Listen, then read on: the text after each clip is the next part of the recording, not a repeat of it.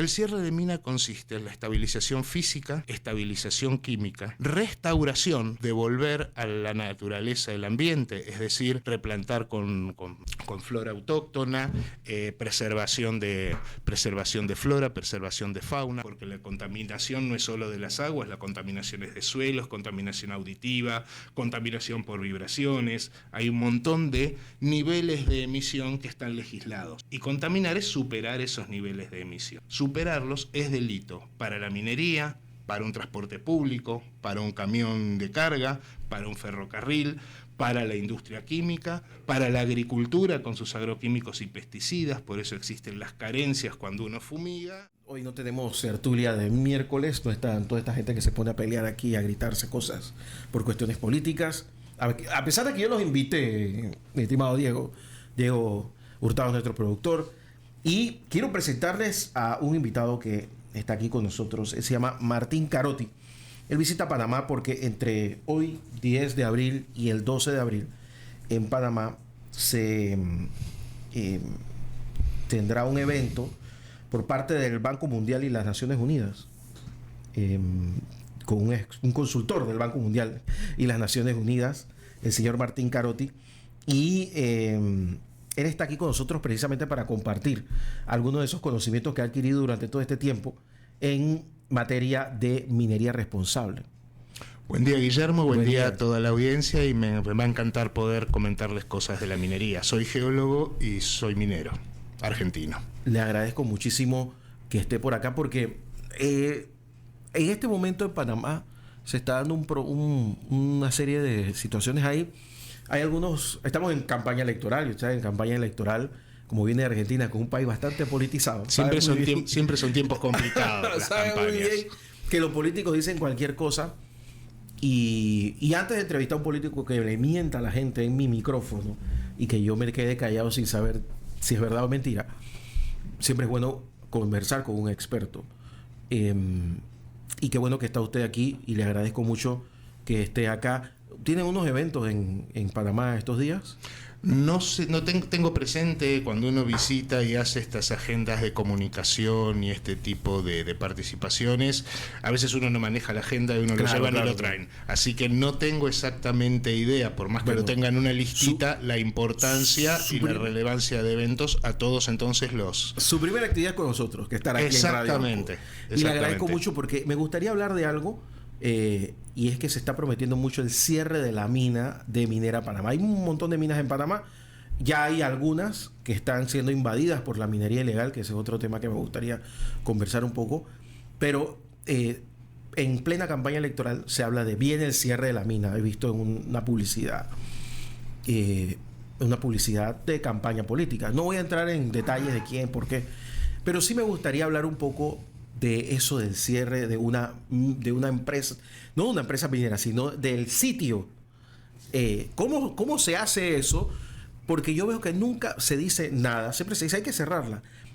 Hubo una reunión el día de ayer entre el Ministerio de Comercio e Industrias y el Ministerio de Minería de Chile, que tiene mucha experiencia en el manejo de minería. Hay que también decir que Chile tiene acusaciones importantes en respecto a su manejo, y que yo sepa, no sé cómo es eso del cierre, pero ha habido canteras y minas que se han cerrado en el mundo, y eso me imagino que tiene un proceso que yo no conozco y que yo creo que casi ninguno de los oyentes de esta emisora escucha. Esta emisora se escucha en todo el país y se escucha allá también. Vamos a aprovechar eso. Y me gustaría que usted nos explique cómo funciona eso de cerrar una mina, no la empresa. ¿Cómo se funciona eso de cerrar una mina y si tiene algún costo? O sea, si eso es automático, la empresa se encarga. Estamos hablando de su conocimiento general, que ha pasado en diferentes partes del mundo. Señor Carotti. Sí, cerrar una mina no es tan sencillo como cerrar una tienda. No es bajar la persiana, vender el stock de ropa que tenga en la tienda, cancelar el alquiler o vender el local. Y listo, y me fui. No. Las etapas de la minería son la prospección, cuando se busca el recurso, la exploración, una vez que se lo encuentra, se estudia cuánto hay, cómo está, en qué ubicación, en qué cantidad. Después se hacen los estudios financieros y económicos para determinar si es extraíble económicamente, se desarrolla, se construye la mina, se pone en producción y se cierra. Esos son los procesos. Ahora, el cierre de mina comienza en la misma exploración. ¿Por qué? Porque cuando yo realizo tareas de exploración, estoy perforando, estoy haciendo caminos, estoy haciendo actividades e intervenciones en el medio ambiente, y a medida que dejo de hacerlas, ya empiezo a cerrar esos lugares. ¿Qué significa cerrar? En el caso de la exploración, revegetar. En el caso de Colombia, por ejemplo, tiene una especie de restauración en el cual si yo tengo que bajar un árbol para instalar una plataforma de exploración, tengo que reponer 5 en otra área que lo necesite y que haya sido impactada por la agricultura o la ganadería. Es decir, ya desde la exploración las empresas desarrollan viveros con especies autóctonas para ir recomponiendo, para ir restaurando las áreas intervenidas. Lo mismo sucede durante toda la producción. ¿Por qué? Porque hay áreas que yo estoy impactando en un momento y después paso a trabajar en otra y esa área se empieza ya a cerrar. Y con el cierre de minas comienza el final, la parte importante, cuando termina la producción, del cierre total. Ahora, ¿cuál es el objetivo de todo esto? El objetivo de todo esto es devolverle a la naturaleza el ámbito donde uno trabajó de la forma más natural posible y que la naturaleza haga el trabajo de volverla a incorporar, volverla a cubrir, que vuelvan las plantas, que vuelvan los pajaritos, que vuelvan los gusanitos y todos los animalitos, y un tiempo más tarde nadie se entere que ahí hubo una mina. La naturaleza es maravillosa y eso lo hace si uno trabaja bien. De todos modos, el cierre de mina no solo significa cuidar el medio ambiente, hay otra cosa que también se cuida y mucho, que es a la gente. El cierre de mina, y desde mucho antes que termine el periodo productivo, involucra trabajar con las comunidades en el desarrollo de otras actividades productivas para que la comunidad no quede sin actividades laborales después del fin de producción de la mina. Es decir, ayudar a desarrollar turismo, ayudar a desarrollar actividades agrícolas, artesanales, es decir, interviniendo y haciendo participar a la comunidad en cuáles son sus necesidades para que el impacto del fin de la producción no sea tan fuerte y la comunidad esté integrada con otras actividades económicas. Más capacitación para otras actividades económicas, recolocación laboral. ¿Por qué? Porque cuando cierra la mina no se acaba la minería. Cuando hay actividad minera en una región, en un país, la minería va trabajando en diferentes lugares. Una mina cierra, otra mina abre. Y la gente tiene que estar capacitada para recolocarse laboralmente en esas actividades como en actividades no mineras. Volvamos al medio ambiente. El cierre de mina consiste en la estabilización física, estabilización química, restauración, devolver a la naturaleza el ambiente, es decir, replantar con flora autóctona, preservación de flora, preservación de fauna. Estaba leyendo ayer una noticia que ustedes conocen La Guajira, saben dónde queda. En La Guajira está uno de los yacimientos de carbón más grandes del mundo en producción desde hace 40 años.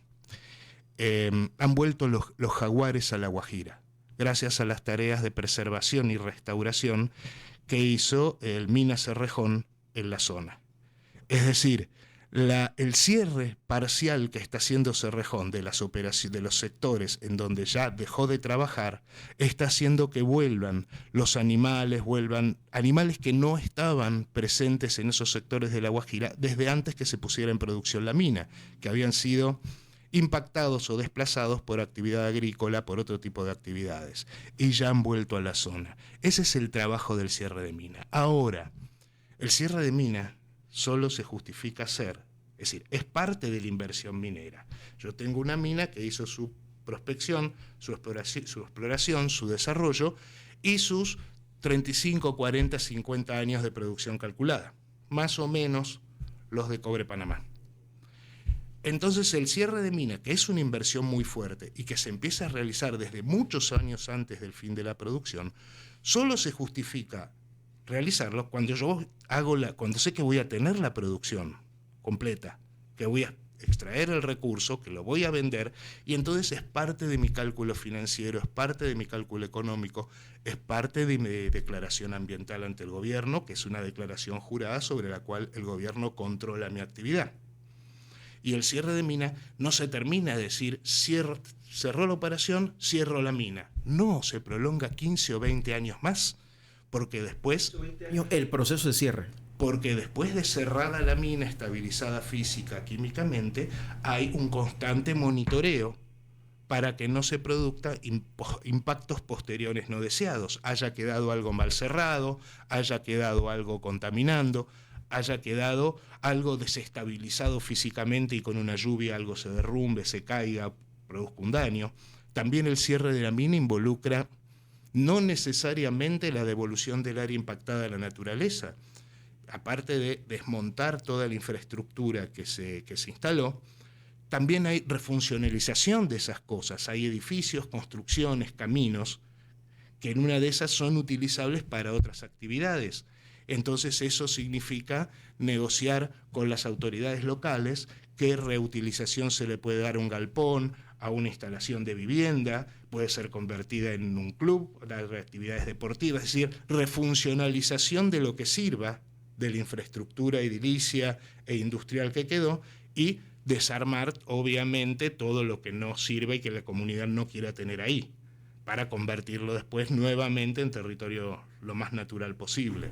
Es decir, estabilización, refuncionalización, restauración. Hoy en día una mina del tamaño de lo que se ha visto en Donoso, en lo que era Cobre Panamá, usted que es experto en minería responsable, que ha trabajado con las Naciones Unidas y con el Banco Mundial, más o menos ¿cuánto hay un estimado en dinero, en dólares? Un proceso de restauración puede llegar a costar varios cientos de millones de dólares a lo largo de bastante más de una década, sí. Es decir, es obvio que lo tiene que pagar la empresa si la empresa pudo completar su producción. Si no pudo completar su producción, claro, porque yo creo que no lo debe pagar la empresa. Justo al lado claro. de Cobre Panamá hay una empresa que se fue, se llama Petaquilla Gold. Y yo he ido allá. Y ahí están las tinas de relave y todo lo demás, y están ahí. O sea, hay un grupo de personas que están como mirando que no pase, o si pasa algo, pero están ahí. Y eso es como yo que no soy experto, solo con verlo, eso es un desastre medioambiental en ciernes. Y está ahí, ya tiene como 15 años de estar ahí. Eso se puede hacer. Uno puede abandonar una mina y dejarla así, como si nada. Hablamos de 15 años. Veamos la historia de desde cuándo nos preocupa el medio ambiente. La realidad es que hasta los años 70 el medio ambiente no le interesaba a nadie. Había unos locos ahí de Greenpeace que protestaban por ensayos nucleares o que cuidaban alguna ballena. El tema del medio ambiente se instala en el mundo a partir de dos eventos desgraciados: el Exxon Valdez y Chernobyl. Entonces, desde fines de los 80, principios de los 90, empiezan a nacer todas las legislaciones ambientales en el mundo. Ojo, no me refiero a la minería, estoy hablando petróleo, textil, siempre me pregunté química. ¿Por qué, por ejemplo, las botellas cambiaron de vidrio a plástico? Antes no teníamos el problema de contaminación en los ríos. En Panamá las quebradas todas son plástico claro. De botella. Claro, gracias a Exxon Valdez, hoy los barcos petroleros tienen doble casco para que sean más resistentes ante el impacto contra las piedras que hay en el fondo, contra una roca. Es decir, hubo muchos cambios que sucedieron con Exxon Valdez y con Chernobyl a fines de los 80. Entonces, las legislaciones ambientales para el petróleo, para la minería, para la industria textil, para la industria química, también estaba el desastre de Bofa en la India con una planta química, también en esos años. Y la industria minera es de las primeras industrias que empieza a tomarla en serio. La petrolera tardó más, otras industrias nunca lo hicieron. Todavía hoy tenemos serios problemas con agroquímicos y pesticidas en la agricultura. Es decir, no hay buenas... Es decir, los envases de agroquímicos y pesticidas que se usan en la agricultura se tiran al campito. no se reciclan ni se protege al medio ambiente de la porquería que tienen adentro esos envases, aparte de ser de plástico. Y la industria minera es una de las primeras que tomó las riendas de adaptarse a eso. Estamos hablando de la industria minera seria, de la minería industrial moderna. Dejemos de lado, que es un tema que me encantaría tocar, el de la minería ilegal, que es otra historia. Estamos hablando de criminales. Allá vamos ahí porque ya está pasando en Panamá. Es una lástima y tienen un muy mal ejemplo cerca, que es el de Costa Rica. También quisiera hablar de eso un poco. Siempre se habla. No, en Costa Rica no hay minería. ¿En serio? No hay minería legal. Hay minería ilegal. Pero bueno, lo dejamos para después. Pero, y entonces es a partir de los mediados de los 90 que surge todas las legislaciones ambientales, la necesidad de hacer estudios de impacto ambiental que sean aprobados por los gobiernos. Nacen los ministerios de medio ambiente, antes no existían. Ministerios o secretarías, digamos, organismos públicos encargados del medio ambiente que reciben esos informes, los auditan y hacen el control de todas las actividades, no solo de minería, sino que ahora se necesitan estudios de impacto ambiental para un montón de otras actividades. Entonces, una mina mal cerrada de hace 15 o 20 años no me llama la atención, porque todavía no estaba armado todo ese mecanismo, ni siquiera legal, del todo y funcionando. Cuando hablamos de minería industrial moderna, hablamos de los últimos 20 años. Haciendo una salvedad, cada valle chileno tiene aguas arriba alguna mina, algunas de ellas operando desde hace más de 100 años, Chuquicamata, El Teniente, siendo las más grandes del mundo, algunas de ellas, El Teniente, la mina subterránea más grande del mundo, de cobre. Aguas abajo tiene la agricultura, y aguas abajo tienen las ciudades, las playas y el turismo. Es decir, a pesar de la minería de principios del siglo XX y durante todo el siglo XX, a pesar de eso, ustedes tienen vinos chilenos en los supermercados. Ustedes tienen frutas chilenas. Ellos exportan su fruta, sus vinos, sus productos agrícolas a todo el mundo. Así y todo, el impacto ha sido bajo. Con las tecnologías de los últimos 20, 25 años, es mucho menos grave ese impacto. Antes de ir a la pose, le quería preguntar, usted es experto en minería responsable. Yo he conversado, por ejemplo, con una periodista que se especializa en temas de minería. Un poco raro conseguir a alguien así, de Ecuador. Ajá. En Ecuador hubo un incidente con, creo que fue Exxon, o eso, una de esas empresas de hidrocarburos, un derrame, o sea, que motivó a que el Ministerio de Hidrocarburos y Minería de Ecuador se reforzara. Y eso era un consejo que ella nos daba, ¿no? Es que Panamá necesita una infraestructura importante para administrar y darle supervisión a la industria en Panamá. Nosotros no tenemos un Ministerio de Comercio que tiene una dirección donde trabaja menos gente que en esta emisora y que supervisa eso, y el señor que se encarga de eso tiene como 35, 40 años de estar en esa oficina, y yo he visto la oficina y la verdad es que no tiene mucho de parecer a algo importante, y eso es lo que el Estado panameño tiene para este tipo de industria. Ahora, yo lo que le quería preguntar, teniendo esto de contexto, es si es posible que una industria de este tipo, por ejemplo, el caso de minería a cielo abierto, que es la que más se hace en Panamá, se puede reconvertir a otro tipo. Porque yo he visto, me ha contado esta periodista que el caso de Canadá, donde ella solamente ve árboles, sí, y casi todo es soterrado, o sea, todo es subterráneo. ¿Ese tipo de reconversión es posible? ¿Se ha dado en alguna parte? A ver, la que pone los minerales en la tierra es la naturaleza. La que decide cómo es un yacimiento es la naturaleza. Lo que el hombre hace es buscar la manera más racional, económica, sustentable de poner ese recurso en valor.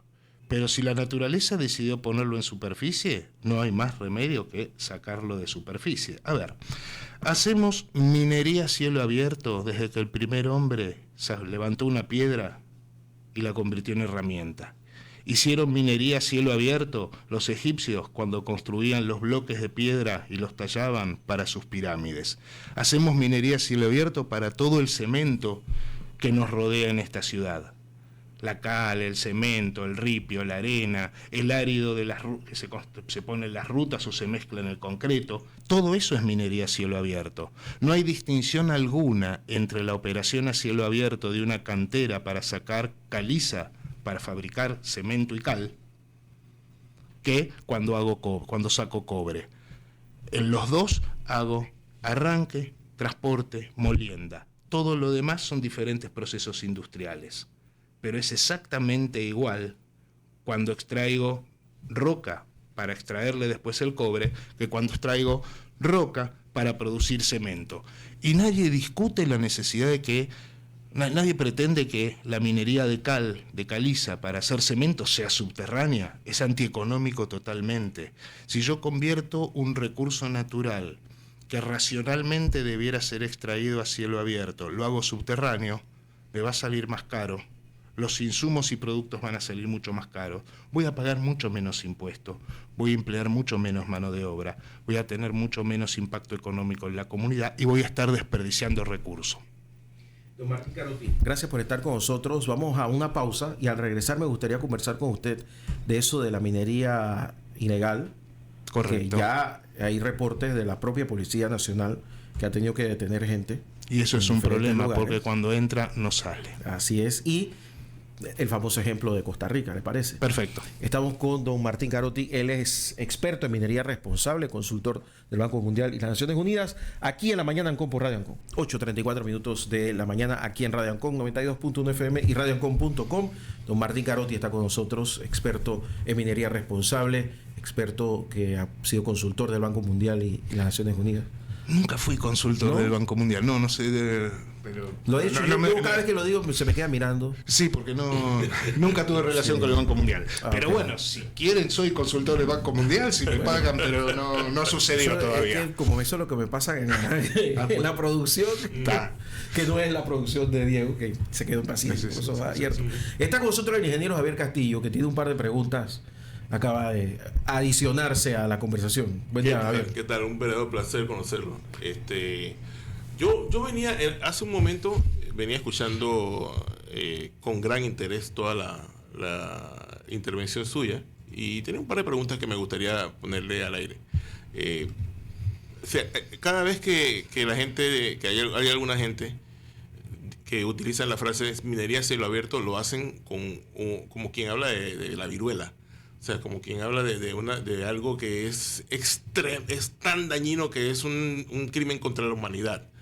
Yo quisiera saber cómo se gana tan mala reputación, qué ha cambiado, cuáles son los impactos, o sea, cómo nosotros podemos ver esto. Porque yo, una de las cosas que le decía es que yo veía, por ejemplo, el terreno que había sido devastado y no es mucho mayor que un centro comercial grande aquí en Panamá. Pero ellos hablan todavía del componente de la minería a cielo abierto. Igual que cuando la gente habla de la minería y habla de la contaminación que genera, yo sé que muchas de estas cosas han cambiado y me gustaría saber su opinión con respecto a ese tema, ¿no? ¿Cómo ha cambiado? Correcto. Antes de tocar el tema de minería a cielo abierto, contaminar es un delito. Es un delito para la minería como para cualquier otra actividad. Contaminamos, ¿qué es contaminar? Primer punto importante. Contaminar no es emitir. Todos emitimos cuando vamos al baño, emitimos cuando el producto de combustión de los autos o de los micros sale al aire. El delito es superar los niveles de emisión permitidos legalmente. Por eso a veces se mide en los transportes y en los camiones, se mide cuál es el nivel de emisión, por eso hay cada vez normas más restrictivas respecto a los niveles de emisión. Pasamos a menos contenido de plomo, menos contenido de esto en los combustibles, los niveles de ruido cada vez que se exigen que sean inferiores, porque la contaminación no es solo de las aguas, la contaminación es de suelos, contaminación auditiva, contaminación por vibraciones, hay un montón de niveles de emisión que están legislados. Y contaminar es superar esos niveles de emisión. Superarlos es delito para la minería, para un transporte público, para un camión de carga, para un ferrocarril, para la industria química, para la agricultura con sus agroquímicos y pesticidas. Por eso existen las carencias cuando uno fumiga. Uno no puede fumigar y aplicar ciertos químicos tanto periodo antes de la cosecha para que no contamine el producto. Todo eso está legislado y el que no lo cumple está cometiendo un delito. Minería a cielo abierto, lo decíamos hace un ratito. Hacemos minería a cielo abierto desde que el homínido, el hombre, levantó una piedra, la convirtió en herramienta. Hicieron minería a cielo abierto los egipcios para construir sus pirámides. Hacen minería a cielo abierto todas las empresas que fabrican cemento, cal, en las ripieras de donde sacamos el árido para las rutas, para las construcciones, para adicionar al concreto. Nadie se opone a eso. No entiendo cuál es el problema. Habría que preguntarle a la gente esta que le parece que la minería a cielo abierto es mala. Tenemos estadios de fútbol a cielo abierto, que son muy grandes. Tenemos centros comerciales a cielo abierto. Y seguro que se han cortado árboles para instalarlos. El problema es qué queda después de la minería. Cuando se va a la mina, ¿qué queda? Y esa es la importancia de lo que hablamos antes, el cierre de la mina. Y no sé si todas las otras actividades lo tienen. La minería sí lo tiene y es obligación legal. Y para allá quería ir. La minería ilegal. Ya vimos hace como 2 semanas a un contingente de la Policía Nacional tener que entrar un batallón a buscar gente que está haciendo minería ilegal en las cercanías de ríos, contaminando. Y no es el primer caso. Yo he contado como unos 14 o 15 en los últimos 2 meses. Me da la impresión de que eso siempre va creciendo, ¿no? Minería ilegal. Yo he leído varias veces de las redes sociales de panameños tomando el ejemplo de Costa Rica. Costa Rica efectivamente prohibió la minería. Eso fue hace poco más de una década. Todo comenzó con el yacimiento de oro Cruzitas en el norte, cerca del límite con Nicaragua, que fue más o menos 2010, 2011. Hubo una campaña política muy intensa de un diputado que quería ganar, y ganó, creo, o por lo menos mantuvo su cargo de diputado, que promocionó esa campaña antiminera, y lograron por fin expulsar a Cruzitas, a la empresa, no me acuerdo cómo se llamaba la empresa, a la empresa que tenía el proyecto Cruzitas. Y sucedió lo que siempre sucede en nuestros países. Cuando hablo de nuestros, me refiero a los países cuya geografía permite que haya... Y geología permite que haya minería ilegal. No sucede en Chile, no sucede en la Argentina, pero la minería ilegal de México hasta Perú, Bolivia y Brasil, es decir, salvo Chile y Argentina, todos los países de nuestra América hispana y Brasil también tienen minería ilegal, porque su geografía lo permite. Y también lo permite esa falta de presencia del Estado en ciertos lugares. Impedir la minería legal abre el camino a la ilegal. Es inevitable. Es fundamentalmente minería de oro. También es minería de coltán, columbita, tantalita y algún otro de piedras preciosas, pero eso sucede en Guyana, en Venezuela y en alguna parte de Brasil. No hay piedras preciosas. No sé si en esmeraldas hubo, si con las esmeraldas en Colombia hubo algo de ilegalidad, pero lo están solucionando. Es mucho más sencillo de solucionarlo. El problema de la minería ilegal es la utilización de productos químicos que la minería legal no usa, ni debe usar ninguna industria, como el mercurio. Es decir, hay un convenio internacional, que es el convenio de Minamata, que se firmó se instituyó hace más de una década, y en la última década los países fueron adhiriendo, que es la prohibición del uso de mercurio. Por eso estamos reemplazando las bombitas de bajo consumo por los focos de LED, porque las de bajo consumo, los tubitos, tenían contenido de mercurio. La minería legal, industrial moderna, no usa mercurio desde fines del siglo XIX. ¿Esto usa mercurio? Ya no, antes sí. Las lámparas de mercurio, las viejas lámparas de mercurio de la iluminación pública ya no son de mercurio, por más que uno siga pensando y la siga llamando lámpara de mercurio, porque se fue erradicando. Los termómetros ya no son de mercurio. Cuando éramos chicos nosotros jugábamos, los que tenemos cierta edad, con la bolita de mercurio entre los dedos. Bueno, los termómetros ya no son de... Bueno, ahora son digitales, pero pasaron a ser de alcohol. Como una cosa, una rareza antigua. Exacto. Pero la minería Pero se ilegal hacen. utiliza mercurio y utiliza cosas peores, mano de obra precaria, mano de obra infantil. Y como toda actividad ilegal que mueve dinero y que es negro, se generan mafias. ¿Por qué la minería ilegal busca los ríos? No sé si te habrás dado cuenta que casi siempre... Porque la minería ilegal empieza lavando oro en los ríos.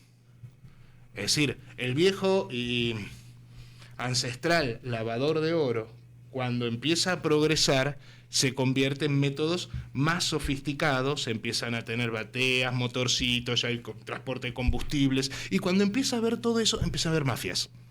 Cuando las mafias se organizan mucho, empieza a haber mafias fuertes, y cuando las mafias son fuertes, vienen las más fuertes. El ejemplo de minería ilegal, aquí mi compañera colombiana lo sufren en su país, es cuando las mafias son las disidencias de la FARC, el Ejército de Liberación Nacional, el Clan del Golfo, son mafias. Es decir, terminan siendo guerrillas controlando territorio. Qué bueno que lo dice. La porque minería ilegal es presencia del Estado en el territorio. nosotros hemos tenido este problema en Darién, que es un sitio con gran minería. Lo que pasa es que no lo hemos explotado. Nosotros legalmente.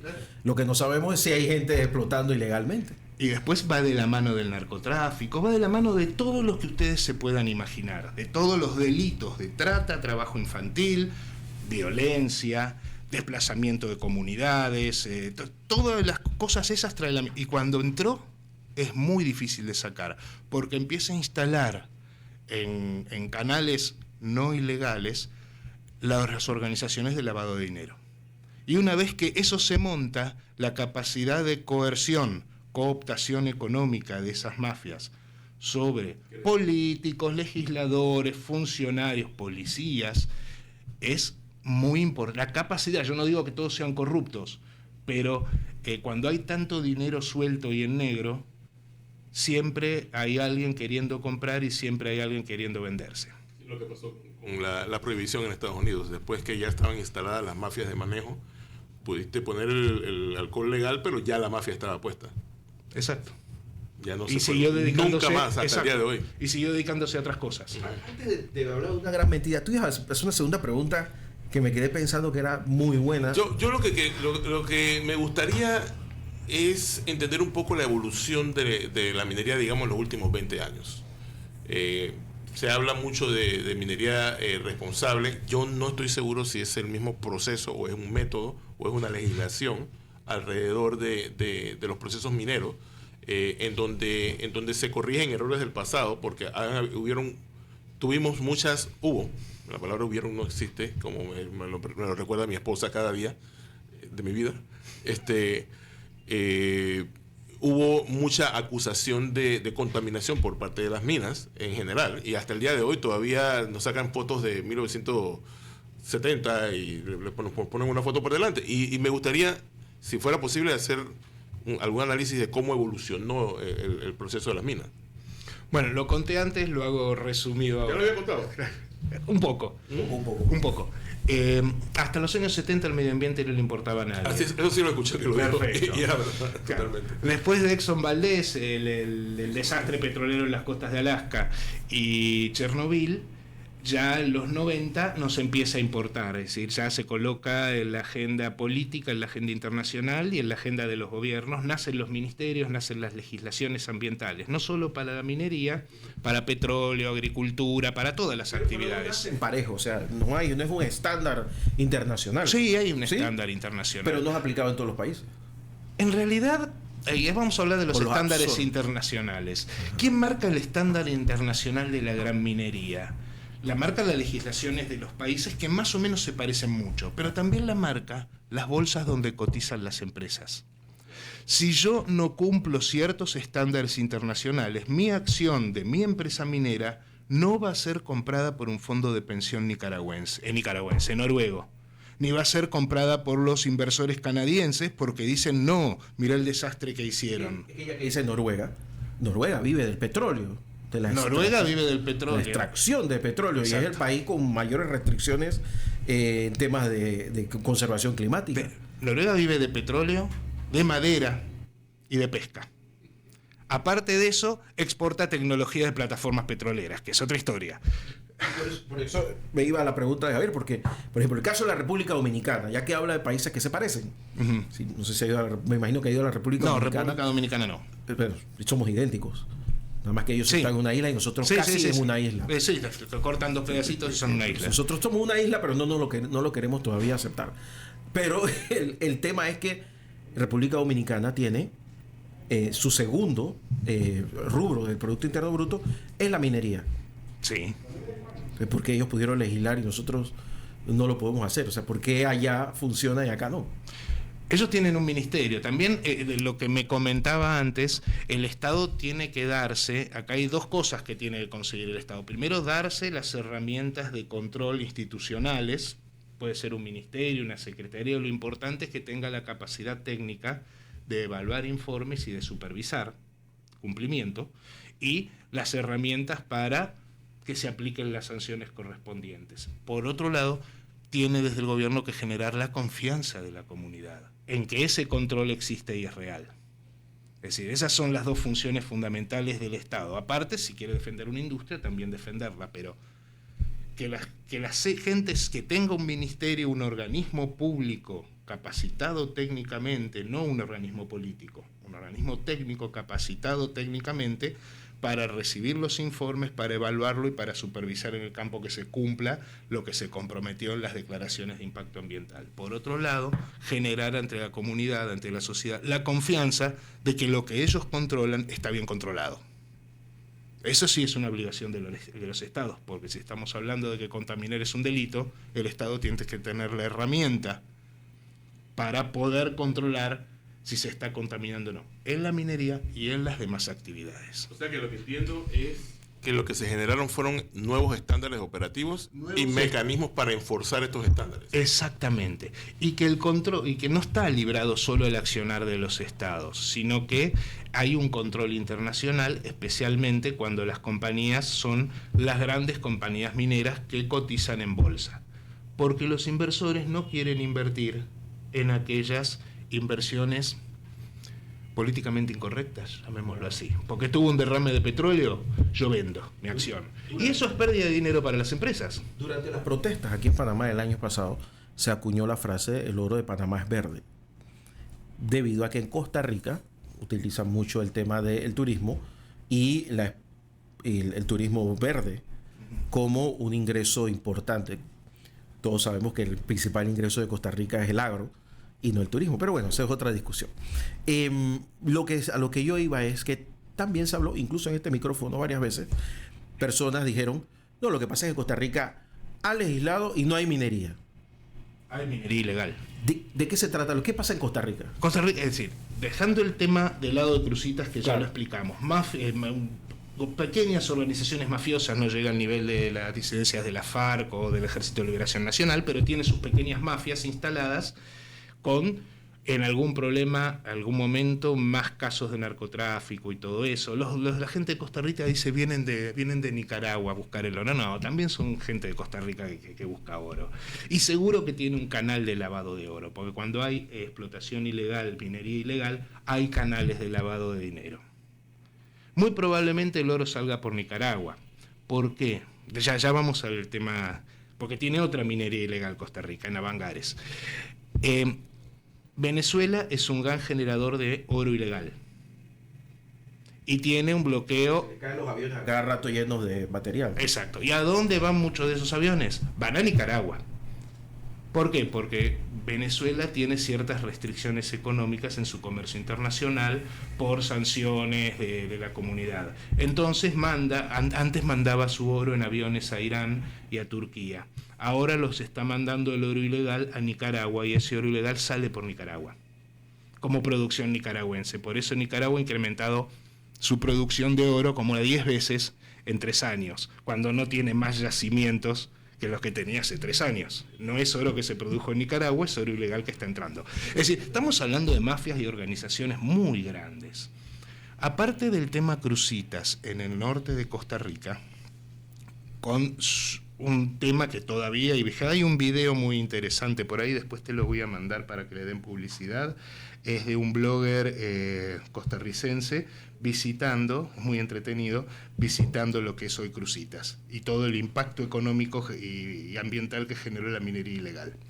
En Avangares, bastante más al sur, hay minería artesanal. Por más que Costa Rica ha prohibido el uso de mercurio, lo cual la minería industrial moderna no usa, pero esa prohibición la va aplazando y le sigue dejando usar mercurio a los mineros artesanales de Avangares. En la práctica están autorizando minería ilegal.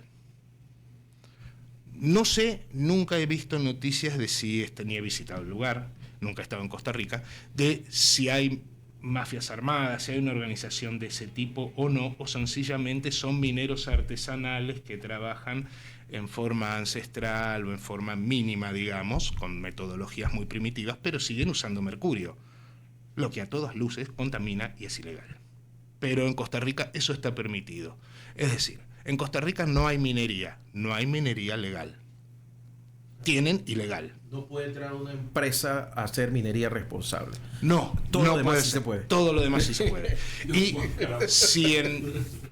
si en Panamá Que eso es lo que se decide, se ha hecho. claro, se decide completamente no tener minería industrial responsable, minería bien hecha yo la llamo, no hacer minería bien hecha, y es inevitable que van a tener minería ilegal. Es una pena realmente, porque ahí sí van a haber destruido el medio ambiente.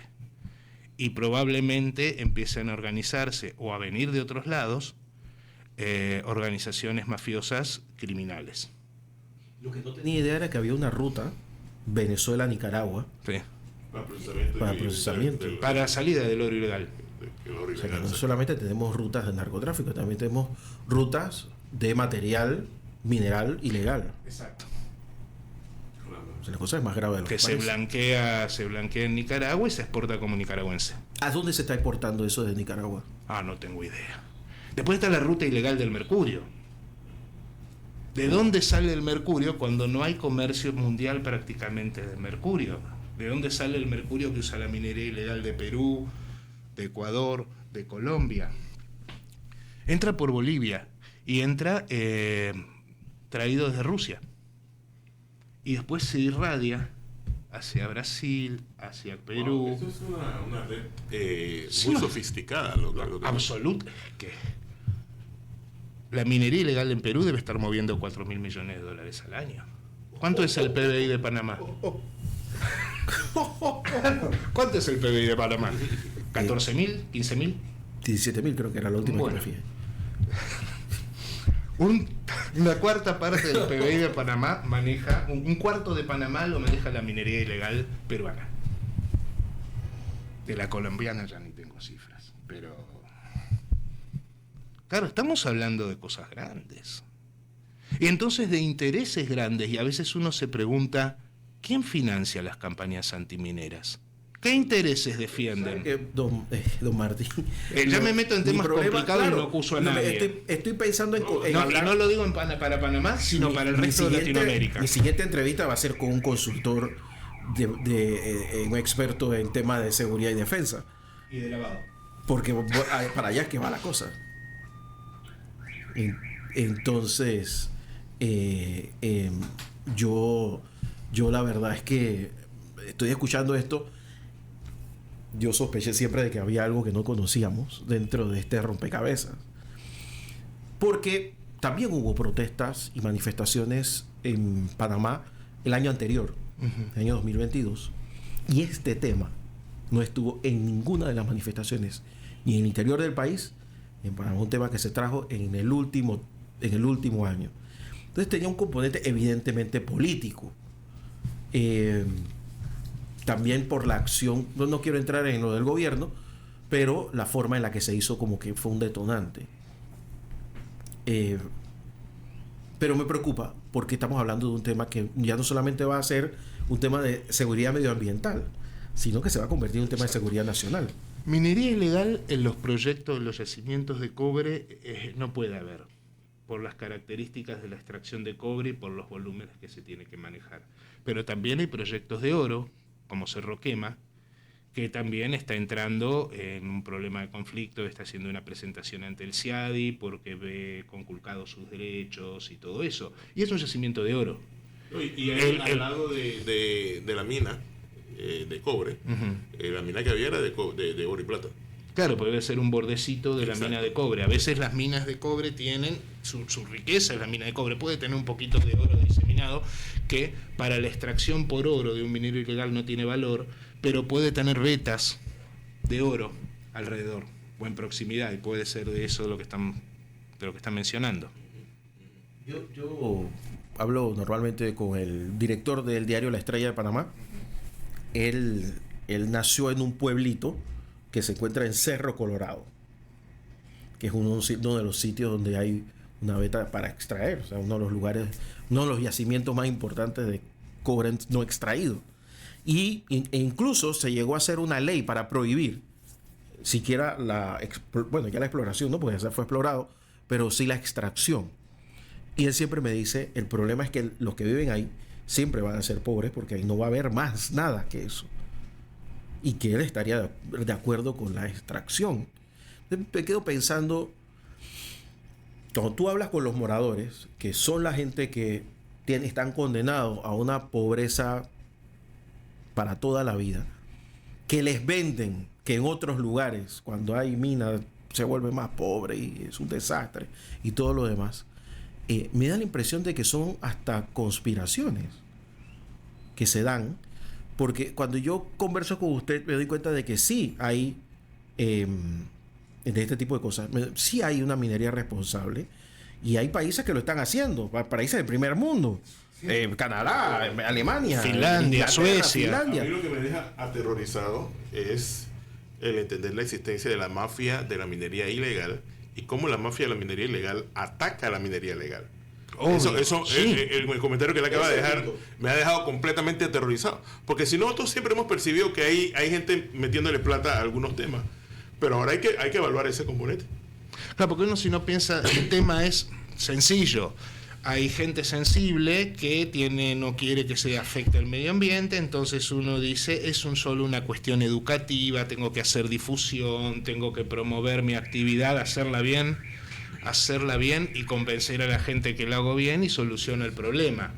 Pero cuando tenemos organizaciones con intereses de la minería ilegal y se empieza a aparecer dinero, se montan campañas contra la minería, antimineras contra la minería legal, y entonces ya no es un problema educativo, no es un problema de difusión ni de explicarlo bien, ni de reunir a la comunidad y charlar con ellos.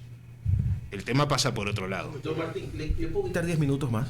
Sí, pero no me consta en lo más mínimo que eso sea lo que está sucediendo en Panamá. Sé que sucede en otros lugares. lugares. Es un elemento para tomar en consideración que no lo teníamos en el radar. Sí, por eso mismo. Le voy a quitar 10 minutos más. Sí. Acá mi capa de agenda. Por favor. Ahí está. Porque me gustaría que le diera una recomendación a quienes escuchan. Porque al final lo que hacen las políticas públicas son los políticos. Y seguro que hay muchos escuchándonos, una recomendación general de que, bueno, ¿qué es lo que se debería hacer desde el punto de vista de la minería responsable con lo que ha sucedido en Panamá? ¿Le parece?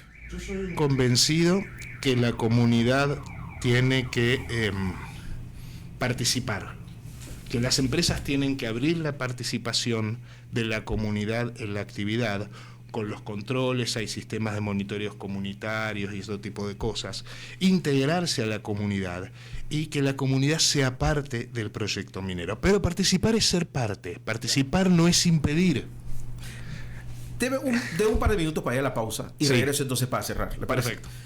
Vamos a la pausa y regresamos en La Mañana Ancon por Radio Ancon. Aquí en Radio Ancon le voy a quitar unos cuantos minutos a don Martín Carotti, consultor de minería responsable, que está con nosotros y que ha compartido algunas cosas, y algunas son en el podcast del medio tiempo, que yo le llamo cuando estamos hablando fuera del aire, que son aterradoras.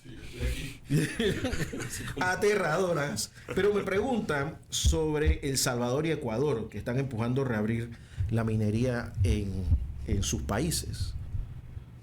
Claro, realmente desconozco cómo es el caso de El Salvador. Venía de una historia muy complicada de prohibiciones de la minería, manifestación y todo eso. Sí conozco muy de cerca el caso de Ecuador. Es muy curioso. Dejemos de lado el tema político y el tema de que tenga acusaciones de corrupción, Rafael Correa. Me voy a dedicar solo a la minería. Rafael Correa, cuando asume su primer mandato, lo hace con una cosa que se llamó el mandato minero. Estaba acompañado por ambientalistas y todo eso. Y el mandato minero era como la moratoria. Entonces se congelaron todos los proyectos mineros, no había más concesiones mineras y todo eso. Llegando 2009-2010, Rafael Correa, que por suerte para Ecuador es economista, vio que la minería era una gran oportunidad. Se sacó de encima del gobierno la rama ambientalista y dijo, vamos por la minería. Uno puede acusar de muchas cosas a Rafael Correa, su posición internacional y todo eso, pero lo que nadie va a discutir es que es un tipo con convicción y con decisión política. Y tuve la suerte de ser convocado para trabajar en esa difusión de la minería en Ecuador. Y Rafael Correa sentó las bases para empezar a lanzar la minería en Ecuador nuevamente, y los gobiernos que lo siguieron, Lasso y el gobierno actual, siguen en ese camino. Es decir, se han reactivado los proyectos, hay numerosas empresas, tienen dificultades con las organizaciones indigenistas, algunas de las cuales uno dice cómo se financian, son muy raras. Trabajan de vez en cuando a tratar de darle golpe a los gobiernos. Exactamente. Tiene el problema también de las mafias de los narcos, como hemos visto hace 2 o 3 meses.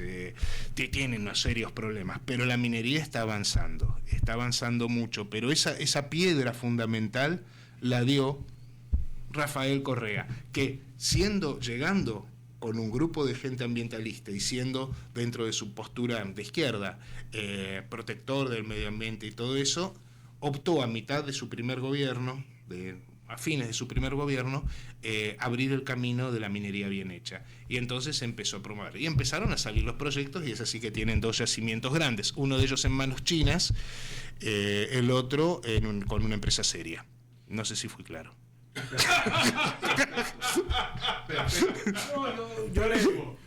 Yo le decía, lo voy a decir al aire, yo le decía que yo había visto, hace un mes lo dije aquí, había visto en un reportaje cómo estaban llegando chinos a Darién, y estaban llegando, a diferencia de los que están llegando por el otro lado, por el Golfo de Urabá, estos estaban llegando por el Pacífico en botes y lanchas, y casi que venían pues bajados de un crucero con maletas. Y recuerdo una joven con los últimos lentes que trajo de China, y todos tenían el mismo discurso, que el China era una dictadura y por eso tenía que salir de China. Y bueno, que iban a buscar un mejor futuro en Estados Unidos. Pero resulta ser que en Estados Unidos no se reporta la llegada de esos chinos a la frontera. Yo voy a hablar de los chinos serios. Uno ve a veces operando a las empresas mineras chinas y uno puede llegar a criticarlas porque a veces no tienen un espíritu colaborativo, para decirlo de alguna manera, con la legislación laboral ni con la legislación ambiental. Pero es lógico que sea así. No es que uno les va a dar desde el Estado concesiones para no cumplir la ley, obviamente. Los chinos están haciendo una revolución industrial 200 años después que la hizo Occidente. Y están incorporando, o venían incorporando, no sé si ahora les va tan bien, 30 o 40 millones de gente que antes comía una escudilla de arroz por día, la están incorporando a la vida más o menos moderna, a comer algún tipo de carne 2 veces por semana. Ya es mucho. Bueno, en ese sistema, aún hoy, y para lograr ese crecimiento económico, han tenido que pasar por alto un montón de restricciones que a nosotros nos parecen naturales en cuanto a legislación laboral, cuidado del medio ambiente y todo eso. Entonces, a veces las empresas chinas serias no tienen claramente, no comprenden el concepto de que hay que cumplirlo porque hay que cumplirlo. A ver, puede haber un canadiense atorrante No sé si usan la palabra atorrante ustedes. Perfecto. Un canadiense atorrante que sabe que lo que está haciendo está mal, está violando una norma ambiental o laboral y es un delincuente. Bueno, pero él tiene claro qué es lo que está bien y lo que está mal. Para el chino, para el empresario chino, a veces no le es tan claro. Entonces son más permeables a no cumplirlas. Pero eso no significa que sean malas empresas. Pero a veces el tema comunicación, relacionamiento con la comunidad y todo eso no son actividades, no son prioridades dentro de su gestión. Por eso alguna vez cuando yo hice una encuesta, un trabajo de entrevistas a autoridades comunales y todo eso en la región norte de Ecuador, sobre el impacto de un proyecto minero, el principal temor que tenía la gente es, ¿y la van a comprar los chinos? Y yo le pedí decir, y eso lo van a decir los accionistas, decidir los accionistas, no depende ni siquiera de las autoridades de la empresa. Una extraordinaria conversación con usted, la verdad que me alegro muchísimo de que nos haya acompañado. Yo voy a tener que volver a ver esta entrevista varias veces porque va a estar ya en Radio Ancon en YouTube a partir de mañana. Secuestremos y lo dejemos aquí en Panamá. Oye, era una broma. Don Martín, Espero. Sí, claro, don Martín, hay países donde esa broma no se hace. esa es una buena broma en otros lugares. Don Martín, para finalizar, a mí mi candidato presidencial acaba de ganar las elecciones, me acaba de contratar como ministro sin cartera y me pregunto qué hacemos con la mina. Yo le diría, espérate, déjame ver primero qué hacemos con la industria minera en Panamá. Entonces yo lo busco a usted y le digo, oiga, ¿qué hacemos con la industria minera en Panamá? El problema es que uno a la orden de cierre, o como quiere uno llamarla, por ahora yo pienso que lo que sucedió con el cobre es una suspensión de la producción. No sabemos qué va a pasar. No sé si los panameños saben qué va a pasar y cómo se va a resolver, va a depender del próximo gobierno. Cuando uno entra en eso, cuando uno larga legislativamente una moratoria minera, se hace en un día. Se hace con una norma, se hace con una ley y listo. Uno dice cerremos la mina, se escribe en un papel y listo. Son procesos más complicados. El asunto es cómo se sale. Dentro de 4 meses, no sé cuándo asume el nuevo gobierno, 6 meses, decide hacer una campaña publicitaria, convencer a la opinión pública, marcar otro rumbo distinto, y dice vamos a hacer minería, la vamos a hacer responsable, vamos a tener un ministerio, vamos a poder hacer buenos contratos, y el mundo les cree. ¿Cuánto se tarda en desarmar el daño hecho? Y no solo es daño hecho a la minería. En alguna provincia de la Argentina prohibieron la minería metalífera. Listo, todos dijeron, bueno, la minería. Después prohibieron los criaderos de salmones. Entonces cualquier otro que piense invertir en esa provincia va a decir, ¿y cuándo me va a tocar que me prohíban a mí? Yo ahí no voy. Es decir, no solo ese impacto es sobre la inversión, la eventual inversión minera, sino que cualquier otro inversor va a decir, ¿y si quieren prohibir los supermercados de más de 1.200 metros cubiertos? ¿Por qué no? Si prohibieron la minería. Y si quieren prohibir, no sé, la cría de tilapia, porque a alguien se le ocurrió que contamina bien el pescado, ¿no? Tener criaderos de tilapia en piletas artificiales. Y si la prohíben porque el alimento de la tilapia contamina el suelo, ¿a alguien se le ocurre? ¿Quién va a invertir bajo esas condiciones? Van a venir, en todo caso, inversiones de inferior calidad.